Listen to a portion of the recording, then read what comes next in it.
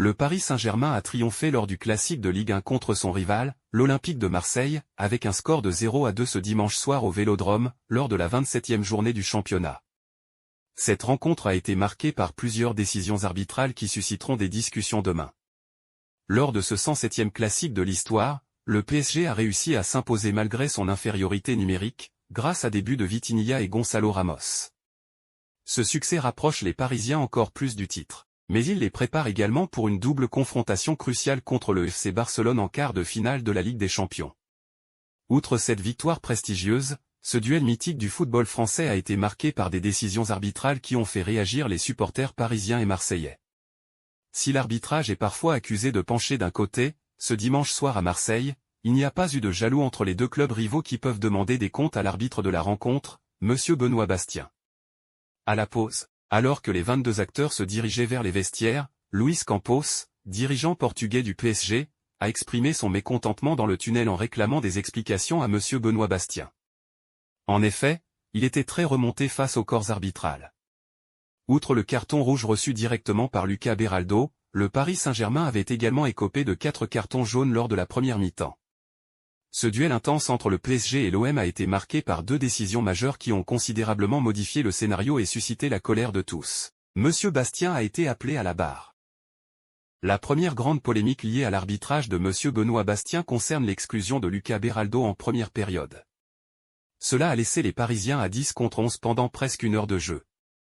Rapidement averti pour une obstruction sur Aubameyang en 15e minute, le défenseur brésilien a mis ses coéquipiers en difficulté lorsqu'il a été expulsé peu avant la pause pour une nouvelle faute en 40e minute, épaule contre épaule, sur le côté droit face à Aubameyang. Avec cette deuxième faute revue à la VAR par M. Bastien, Beraldo a dû laisser son équipe réduite à 10 contre 11. L'arbitre du match s'est défendu au micro de Prime Video, « Je suis interpellé par mon assistant qui m'indique une faute de Beraldo. Il est mieux placé pour voir la bousculade qui lui fait perdre la capacité de poursuivre l'action. Je suis alerté par la VAR, à juste titre pour analyser l'action, car on est dans le cas d'un potentiel carton rouge. Après visionnage des images, c'était une évidence pour moi. Une évidence car le critère numéro 1 est le positionnement du défenseur au moment de l'action. Je juge aussi la capacité de l'attaquant de poursuivre l'action. Ce sont les critères qui me permettent de dire qu'il y a une occasion nette qui a été stoppée par l'action illicite de M. Beraldo. Je suis convaincu avec la vitesse et l'orientation qu'il y a une vraie occasion de but pour Aubameyang. L'autre défenseur n'était pas en mesure d'intervenir pour moi. De par mon positionnement, je vois l'action de profil, d'où la notification de mon adjoint. Je pense qu'on est à l'épaule, mais, mon assistant juge qu'il y a une intervention avec le bras.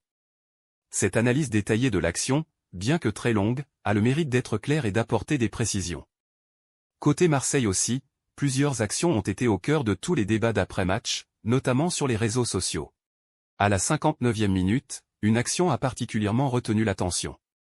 Jordan Verretou, milieu de terrain de l'OM, pensait avoir égalisé en reprenant du droit une frappe d'Amin Harit, initialement repoussée par le gardien parisien, Gianluigi Donnarumma.